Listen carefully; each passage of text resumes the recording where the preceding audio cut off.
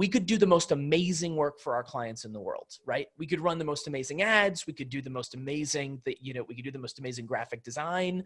We could do phenomenal work for our clients, hand them the best leads. If they don't know what to do with those, then all of that work is for naught, and they're not going to feel the success of what we do. So we also have to actually pay attention to making them worthy of the great, results that we give them.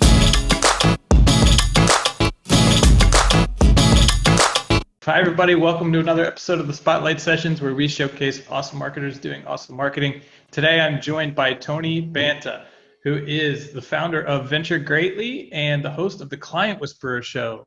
Tony, thanks for coming on. Absolutely, Chase. It's great to be here.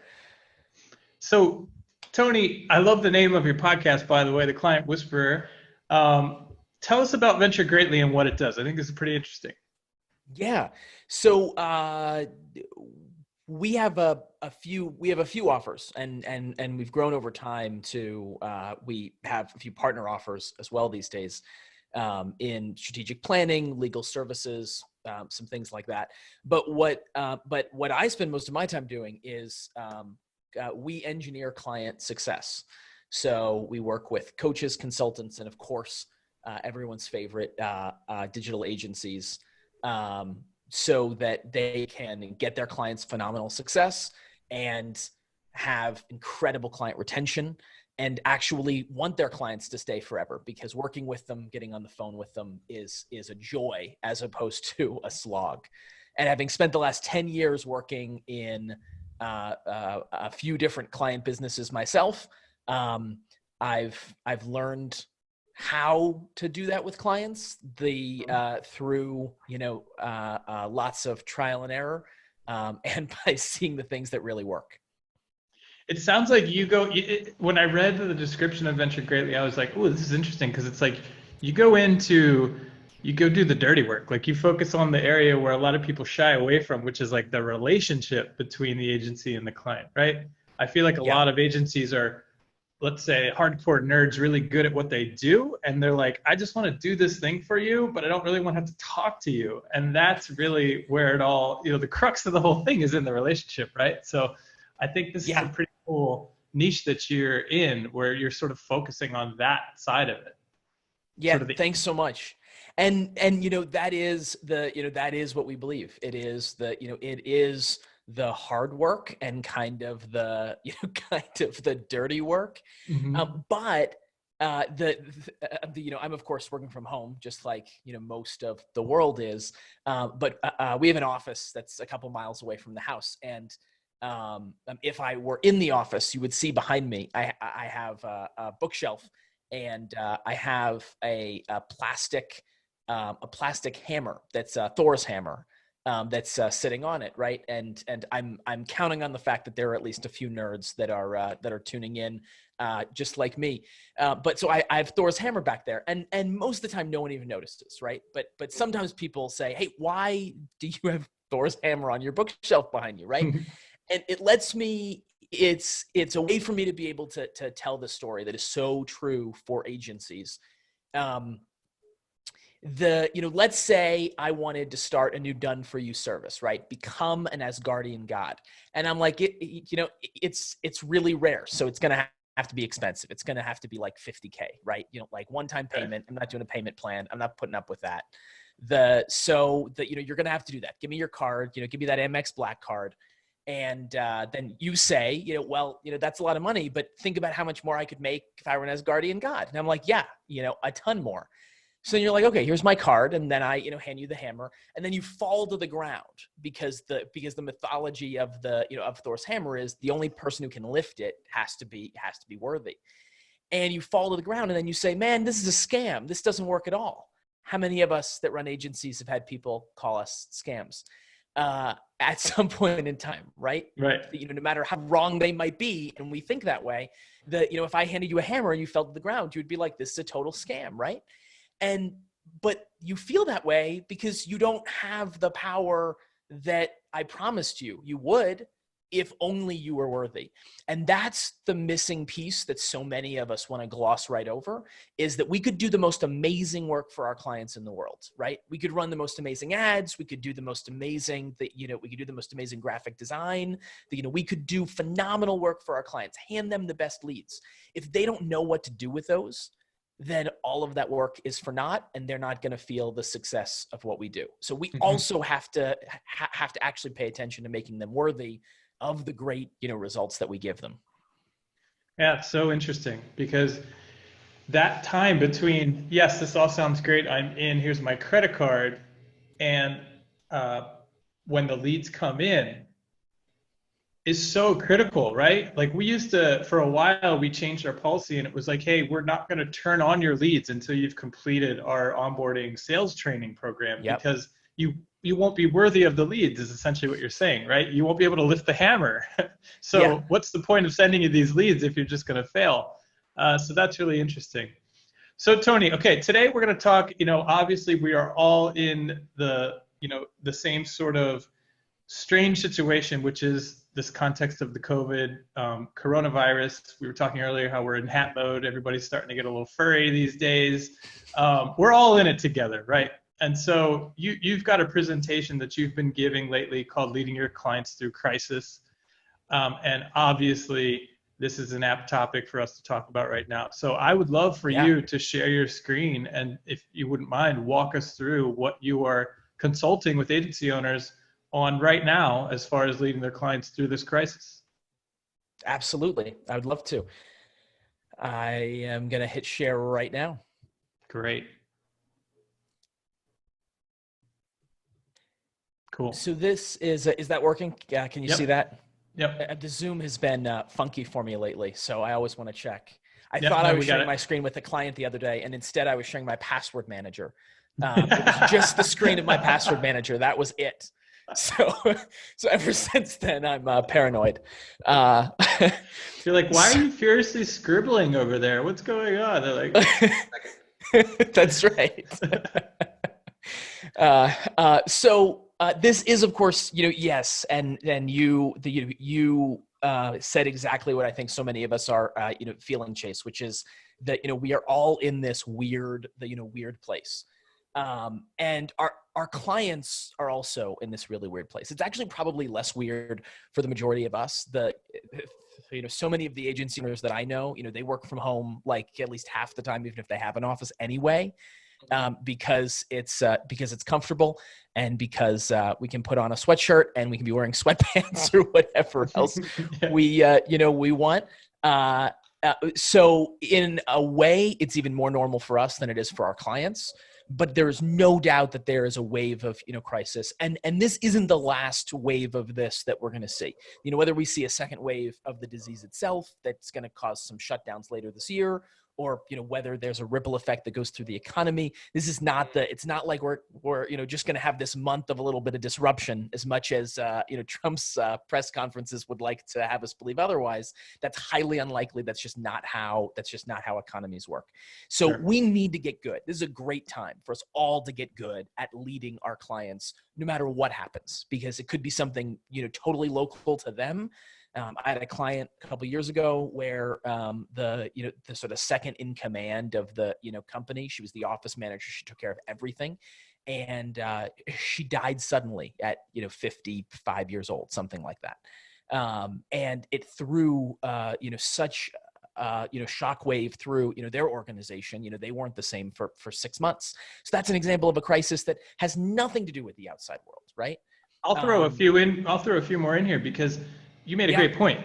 Crisis will come to your agency inevitably, and a lot of times it's one of your partners, right? Your hosting partner goes down. Every website you're hosting is offline right now.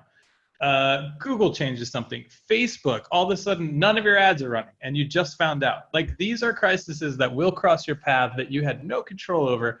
So if you're not prepared for it, pay attention, because at some point in your career, you will have to lead your clients through a crisis. I promise you. Yeah. So this is great. This is great practice, and this is a great proving ground. And so with that, how if we talk a little bit about how we do that? We have a few different topics. We have a few different things that I'm going to run through around this topic. One, I think it would make a lot of sense for us to share a little bit about what we know goes on in the minds of our clients when a crisis is happening. We're going to peel back the layers and actually look at, what are they thinking? Cool. Next, we're going to talk a little bit about how we give clients what they really need. And I've actually modified this a little bit just for agency owners, just for all of the, HighLevel community, because I love this community so much and everything you guys do. The art of client leadership is the next thing that we'll touch on just a little bit, and how to go into those relationships fearless, with no fear of what the client is going to say, because we've done the internal work so that we're able to go in there and show up as the leader that we know we can be. And then I want to end with, how do we rebuild some of our client relationships, even if they've already left? So even if we've already lost clients, and I know, just about every agency has lost some clients in this. I don't know that I've talked to a single one that hasn't lost some client, at least one client along the way in the last month. So how can we rebuild now? How can we not wait for the quarantine to be over, for clients to come, crawling back? How can we start rebuilding those relationships now and set ourselves up to be to be booked out by the time the quarantine is actually lifted? Sure.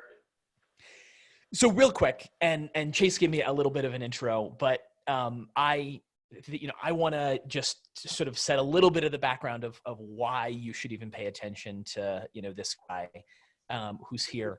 For one, I have spent the last, I know I may look young with my hat and with the Zoom attraction filter, the, touch up my appearance filter on, but I've been at this work for the last 15 years in client businesses.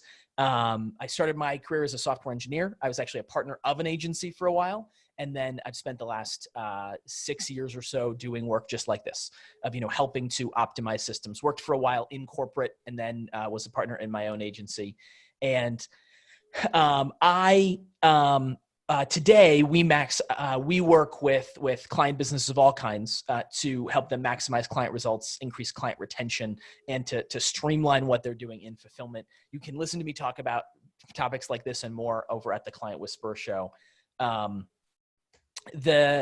want to start out with a story of a client of mine who's totally shut down. And this is a longtime client of mine. I want to start this off because I want to highlight some examples of some hope, so that we don't just have to dwell in the clients that we've lost.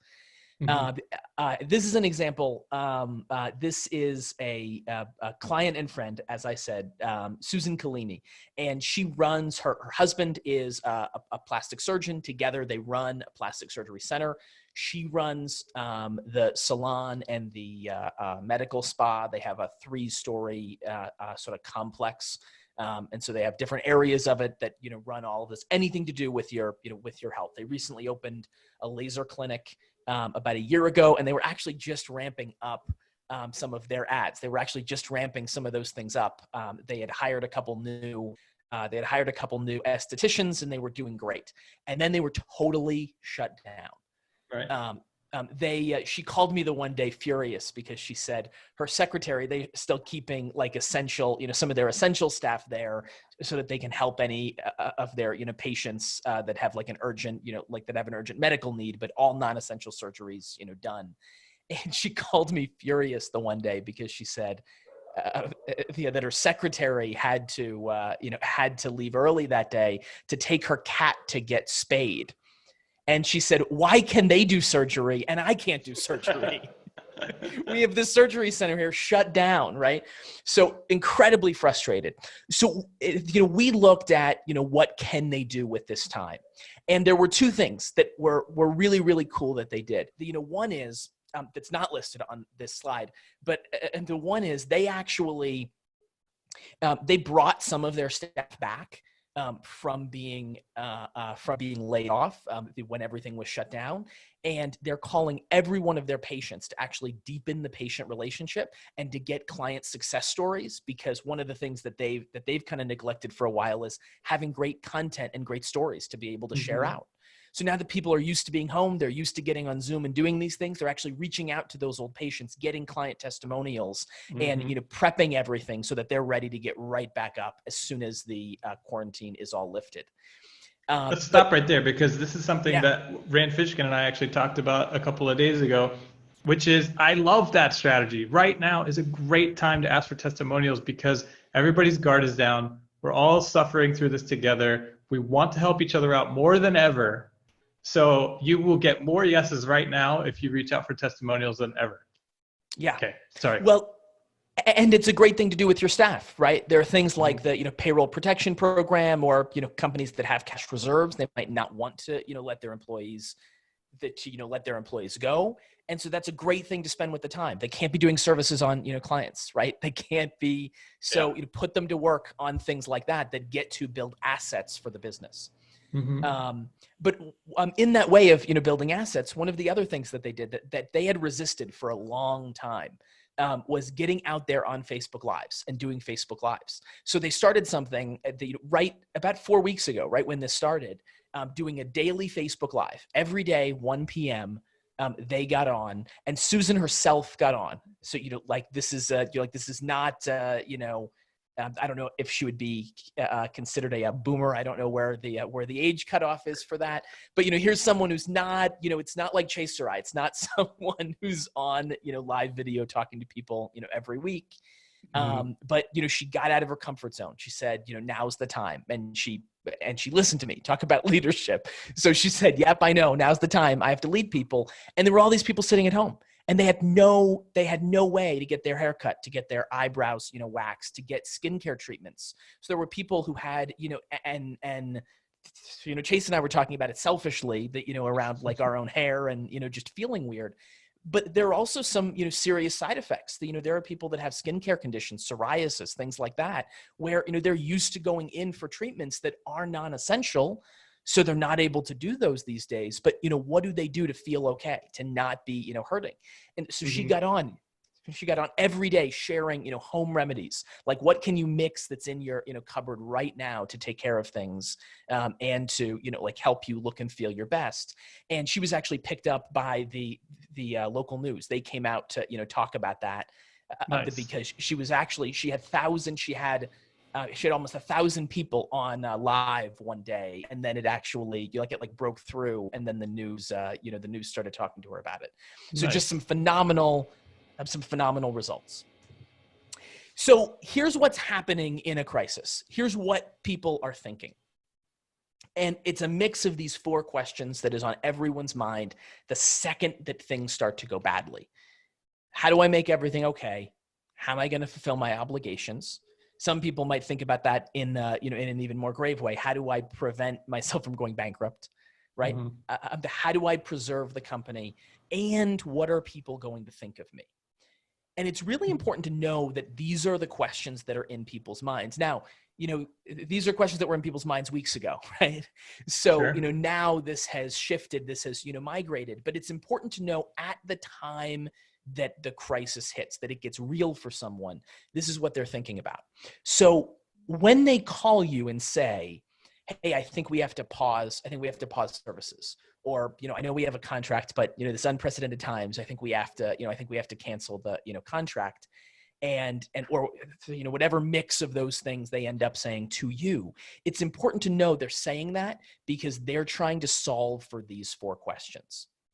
And if you know that going into it, that can help you with how you respond to them, but it can also help you know that one great thing, and this is a great time to be able to do this, get ready by jotting some notes down for you and your agency and your clients for the next time a crisis hits. How can you reach out proactively to help a client answer these questions? And we're going to talk about how you can actually create value by answering these questions in just a few minutes. Nice. So one of the things that we need to all be focused on in this time, and we talk to we talk to our clients about this, whether there's a crisis or not, because true value is giving clients what they need. And the more that we give clients what they need so that they can be successful, the more that we have clients who never want to leave. And the more we have clients who never want to leave, the more we have lifetime client value, and we have, raving fans, and we have referrals and all of those wonderful things that come from that. So Right. it's important to remember all value stems from solving problems.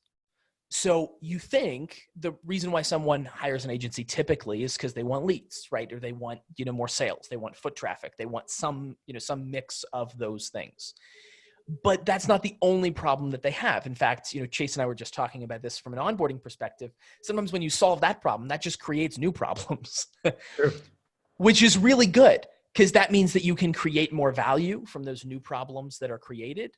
And you can either charge more, or you can just deepen the value that you're providing to make it that much harder for a client to leave. It's one of the amazing things that, HighLevel does, right? It's why and I'm preaching to the choir saying this to this group. I should say this, outside of this group so that people can, use it. But it's some of the amazing value of having an agency account in HighLevel, to where we get to add our clients and they get to actually be inside of our CRM. What is a huge problem that, so many clients have, they don't know how to set up HubSpot or, some wacky system that they need to, that they need to invest tons of money and time in making work. So instead you can have your, your standard snapshot or use the, pre-made ones and solve that problem for a client. And it makes it harder for them to leave. But in this time, some of the things that we want to focus on are, don't give bad advice. Don't give clients advice that's bad for them. And that's tricky. A really good friend of mine is fond of the saying, prescription without diagnosis is malpractice. So if we haven't diagnosed what someone needs, but we say, hey, take this pill, take this, run these ads, that might put them in a worse spot than before we found them. And we never want to do that. That's the opposite of, creating client value. So if they really have nothing to offer, if they really have now, an example like Susan, right? If you were Susan's agency, then, you would be saying, hey, let's cut the ad spend down. Maybe, let's have the ad spend be low, but, let's maximize the views on these things. Like, let's release some, lead magnets. Let's do that because you've created something to offer in a time when no one has something to offer. But if your clients have nothing to offer, then don't give them a line about how, maintaining the ads, like that was maybe great advice the first 15 days of the quarantine because we thought that it might be lifted after 15 days. Not so good advice now that we know that, we're going to be down for the, weeks. And in some locations, the, New York City could very easily be a couple months of before all of the businesses are, back up and running. And so what you might want to do is, if they are cutting the ad spend, turn your agency relationship into consulting. How can you consult with them, help them through what they need to do? You have business experience. You have experience running your own business. You have the experience of seeing what all of your other clients are doing. That's a perspective that almost none of your individual clients will have. And so turn that experience into help and get on the phone with them and, spend that time with them. That's a great way that you can preserve the relationship. Even if you have to knock down the amount of revenue, you're still preserving that relationship, helping them to, stay, to, keep everything going. And depending on the, where they are and what they're doing and what some of their numbers look like, some of the at least in the United States, some of the federal some of the federal assistance dollars can actually be used towards, contractors and things like that. So they could even be, paying you for some of that time from some of the, loan or grant dollars that they're getting. So you just made me actually think of a great idea when you said that, which I think is, if you do become a consultant for them right now, sales training. Yeah. Right now would be a great time to do role-playing based sales training for, like, a perfect example of this woman that you're talking about who has a medical spa or cosmetic center. Going back to, hey, if I flood you with leads, it's not going to matter because you're not ready for them. Most of the time, the people that are receiving the phone calls, receiving the emails, the form submissions, have never been trained to sell, to close. Yep. They don't understand. They just say, oh, that was a bad lead. No, you just didn't close it. So now would be a fantastic time to say, hey, I'm going to shift the value I'm delivering you. I'm turning off the ads, but I want you to schedule, all your front desk people with me for an hour a day this week, every day, and I'm going to role play through scenarios where I'm going to pretend I'm calling in or whatever, and then we can review how they did and what we're going to do to train them better. I think this is a great time to implement some sales training with your clients. That, like you said, it's shifting the value that you're delivering them. Now you're a consultant, a sales consultant, because you can't be the marketing consultant right now. That's a fantastic suggestion. And I would also add that, that's something that, you can do in a leveraged way. Use Zoom and give them access to, have that as part of a bonus pack, and, do 3 of those a week and invite all of your clients' staff to those group sessions, and they can hop on and, go through that. And so you can even do that in a way where, you don't have to kill yourself by working with every individual client.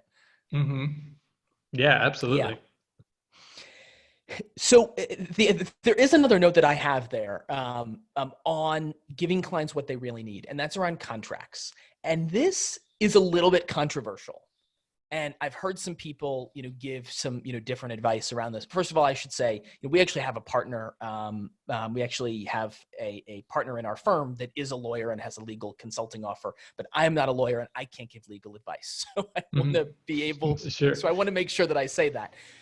But some of the policy that I coach all of our clients to do around contracts with their clients is don't just let a client out of a contract. A contract is an agreement, and that has to mean something. And the contract isn't written. Sometimes I've seen some of our clients say things like, "Well, like, oh, come on, man, this is this is an unprecedented time." Yes.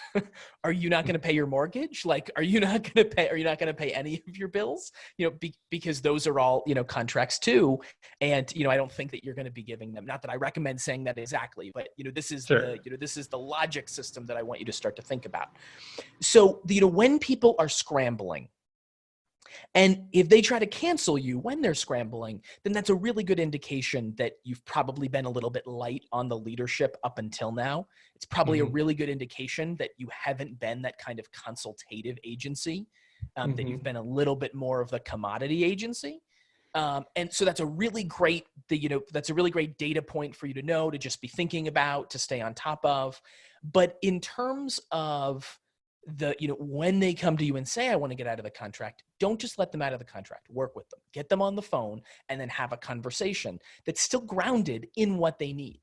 And so one way that I always recommend doing that is saying, hey, we're absolutely happy to, pause the amount of time. If you have a contract that's, 3 months, 6 months, something like that with them, say, hey, absolutely, we can pause services so long as you're current with the, payments. And then the second that everything turns back on, we can turn everything back on. The reality is you're probably not going to hire a lawyer and go after someone for breaking the contract and just not paying you. But if you're there having the conversation and, grounding that in that, look, where are you going to be when all of this comes back on if, you don't have the, these relationships? And that's why that's why we're giving clients that, grace to let them, pause services and, not lose any of that time. That's a phenomenal way to at least have the conversation and, see what you can do. Sure.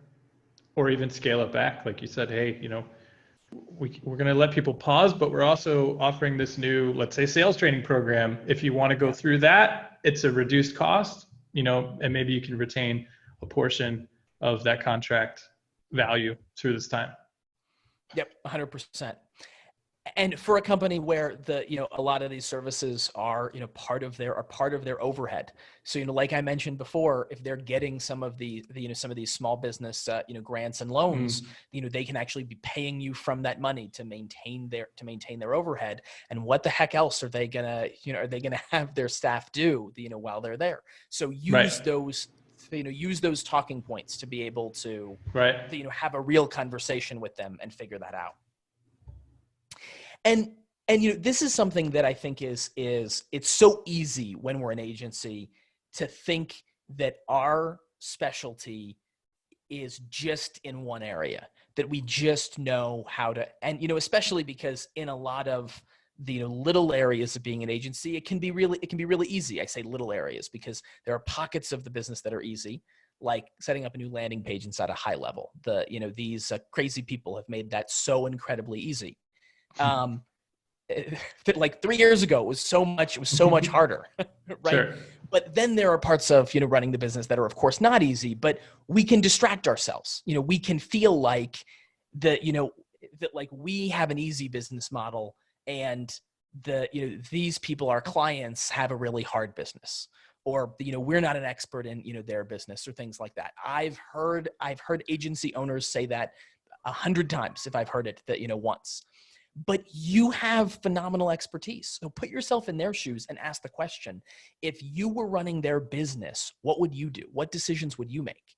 How would you preserve the staff? How would you preserve the culture? How would you preserve their relationships with their customers?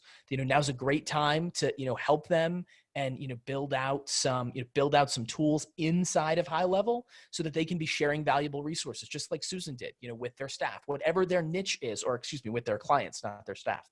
But sharing those things out to their clients, share valuable things.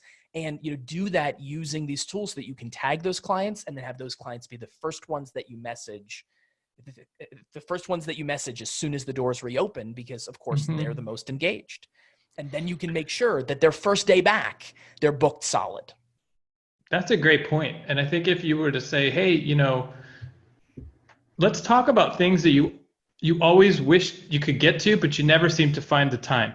Can we do any of those things now? Can I help you through any of those things? Well, yeah, I always talked about doing like a Saturday Q&A session, but I just couldn't get around to it. Great, we can do that on Zoom. Let me help you set that up, blah, blah, blah. I think putting yourselves in their shoes, you could probably get ahead of a lot of that. Like, if I were you, have you ever thought of this? Because if I were you, I'd be using this time right now for whatever it might be. But again, create value that will carry you through this. I think that's a great point. Yeah.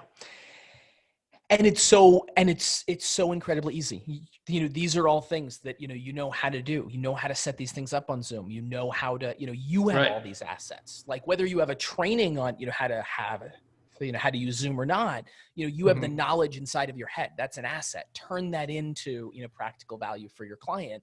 And by doing that, they will instantly see you as a business consultant, as a mentor, as that kind of relationship, a leader, rather than just the guy that runs their ads. Totally. And it'll make them so much easier to send that next payment that they owe you. Right. That's right. So I have another shutdown story. Another story with some inspiration to it. This is full disclosure. Comedian, mind reader. All right. So this is actually my best friend.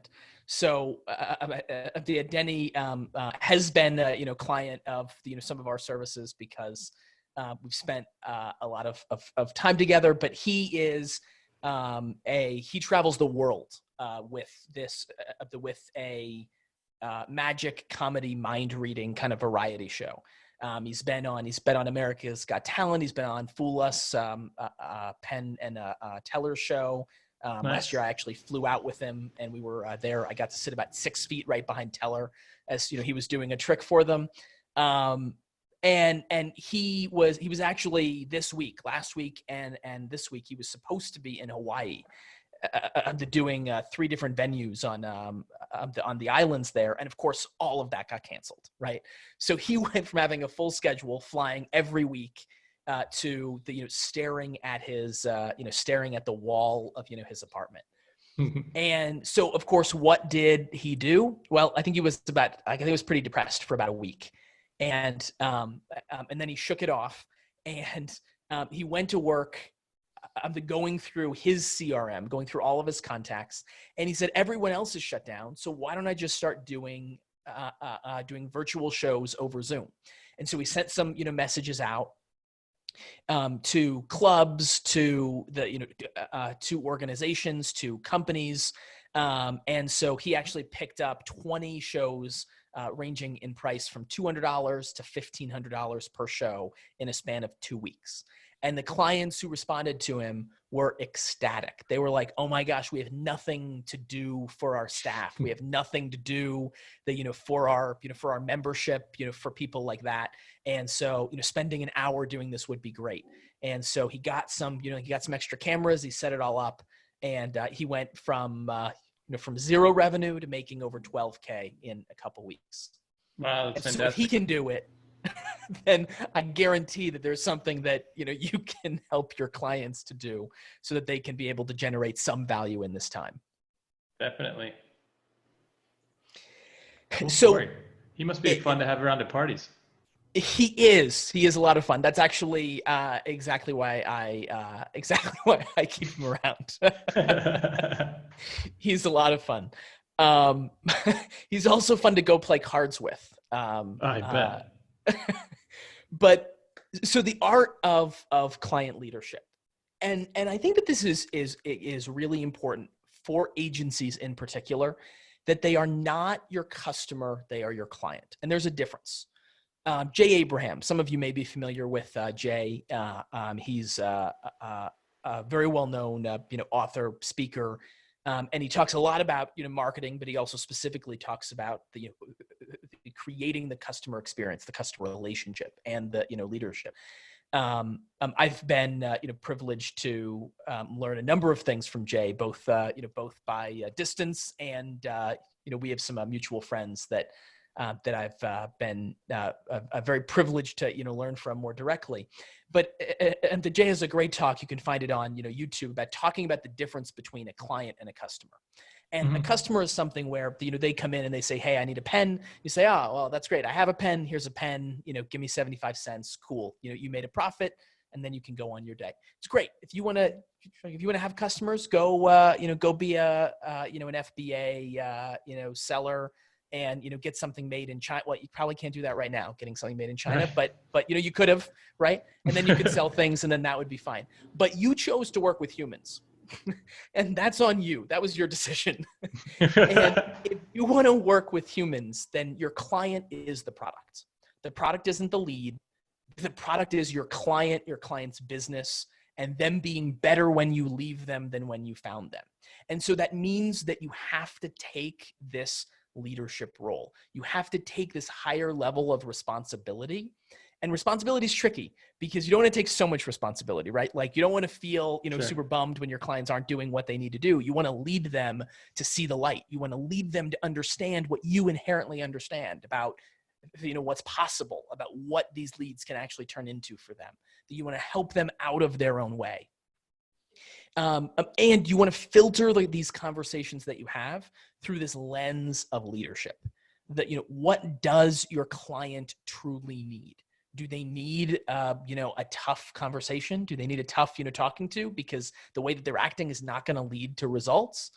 Or do they need some help? Do they need the Chase's idea of doing your sales series and really helping their team, getting good at sales, getting good at closing, answering objections, having real conversations?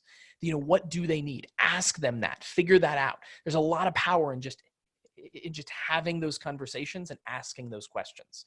And in so many ways, you can't fake that. There's no other way that you can really transform your client without having those tougher conversations. Sure. And so then, of course, we promised, and perhaps what a bunch of people are waiting till the end to hear about is how do you get those clients back? How do you get some of the clients back that have already left? And here's what I want for you. Before I talk about some of these ideas, some of these bullet points, and I know Chase, you'll have some ideas, and then we can riff, and maybe we'll take some questions from people as well. But here's what I want for you. By the time that this quarantine is lifted, by the time that the stay-at-home orders go away and we can start to get back out there, the biggest thing that I want from you is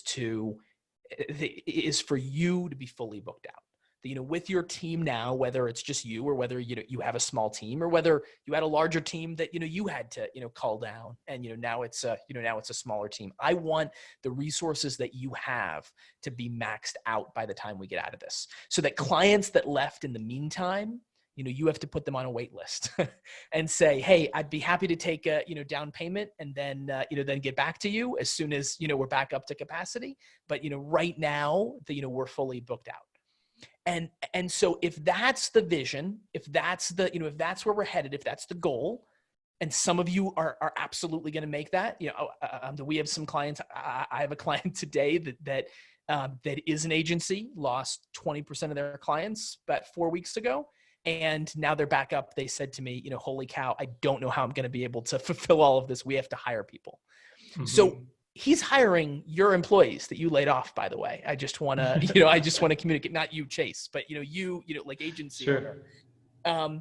And so that's what I want you to be thinking about. And the way that he did that was only leadership. He just kept showing up. He pivoted. He worked hard. He had some, 12-hour days where, he worked with clients himself to, pivot some of the campaigns that, they were doing so that, his clients could still make money in that time. And he has a bunch of clients coming in who are saying, holy crap, that, we were not prepared for this, but, we have cash reserves and we want to make sure that we maximize this time. And, mm-hmm. people who, see the light, so they're investing into that. So the way that you can do that, to give those clients a second chance and to keep all the clients you have, and the, doing some of that is going to give you the momentum of being able to, also get out there and sell new clients, is, one simple suggestion: have a Zoom session with all of your clients, the past and present. That, you could even extend it beyond just the last month. Send a, text message out to, every single client that you've worked with in the last, 12, 18 months. And, say, hey, we are in unprecedented times and we're going to be sharing some things with you. We're going to, we're all going to hop on this, live, digital summit, the, digital, the, workshop. Mm-hmm. Because all those clients don't have anything to be doing either, right? They're sitting at home, or, they're thrilled to have an excuse to go into, their home office and to leave the kids watching TV, for an hour and to, hop on a call with you. And if you do that, you can then share some of the suggestions that, we talked about today. You can look at whatever your niche is and, get super specific about the businesses that are winning, use some of these examples, share those with them.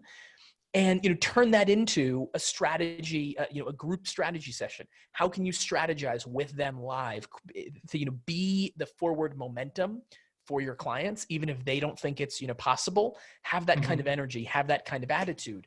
I promise you, some of them are going to say, hey, maybe we should talk more. That, maybe we should go deeper. Maybe we should get back together. What would it look like for us to work together just a little bit? Mm-hmm. Yeah, that's a great point. Was that your last slide, Tony? That is the last slide. It is. So we're good for Q&A. Cool. Do you want to kill your screen share so then we'll come back on the shared screen here? Awesome. You bet. So that was fantastic. And thanks for giving us a glimpse into that presentation. And I think that last slide triggered a bunch of ideas in my mind, as always. I thought it would. And I love this idea of, look, we're going to come out of this someday, right? So if I'm an agency owner, I'm thinking about, okay, well, what are the things that we can do right now, right? When we onboard a client, there's that week or 2 weeks of onboarding, setting up, training, et cetera. You could be stacking those clients up right now, saying, hey, look, we're only going to charge you this much. We're going to get this stuff out of the way that we would have had to done anyway, but now we can pay more attention to it because, this person that I need to train is not receiving calls every other second. Focus on those things. And then look, I'm not going to charge you again until we come out of this. Or, obviously your ad spend won't kick in until we come out of this, or whatever it is. But I would be trying to stack people up in that mindset of like, you want to be the first one out of the gate, right? When we open back up, right? Okay, let's schedule a call and let's talk about the steps you're going to have to go through in order to be able to open your doors again, and what I can do with you to make sure that there are people waiting on the other side when you do open them. And, like you said, you might have to burn some midnight oil, but hey, this is a time to take advantage and to surpass competitors by just sort of thinking forward and planning out, what could I do right now to be ready for that day? Because everybody, if you keep the focus on that day, like it's going to come, right? So we might as well all focus and start planning on that day and what we can do to prepare. So yeah, I mean, if anybody's watching, I think we've got some people watching over here on Facebook. If you want to throw a comment in, Jacob's here with us in Zoom. Jacob, feel free to hop off mute if you wanted it, if there are any questions that you had. But Tony, if people were watching and they're liking what they're hearing, they'd like to talk to you more, where do they go to find you? The best place is our podcast, the Client Whisperer Show, or clientwhisperer.show is our website. You can see some of the past episodes. Nice. If you are so inclined, we do a series every Wednesday. We call it What to Say Wednesday, and we actually break down a common objection that a client would have. A common, I want a refund. This is really hard work. I thought that this would be easier. All of these questions we break one down every week. You could even send in your own question. So there it is. You're already doing this, right? So take Tony's idea and help your clients do the same. Do the same with your clients, right? Hey, we're gonna do What to Say Wednesdays, and we're gonna do it's sales training. We're gonna talk about common, gather your clients up per niche. I think that's a fantastic idea. So just get a little creative. There's certainly things that you could do to deliver value, but going back to one of your previous slides, I think that's what it's all about, right? Making sure you're still delivering value, and if you're not, turn it off. Find something to replace it for now. I really liked that. Okay, cool. So I don't think that we have any questions, but you might have some people popping up on your podcast questions on Wednesday. Thanks for joining us, Tony. That was a great chat. Absolutely, Chase. It's great to be here. And it's too bad you don't have that Thor's hammer there. I think that's a pretty cool idea. It would have been good for our little preview picture on the YouTube thumb image, but hey, next time. Yeah. Thanks everybody for watching. We'll see you in the next episode.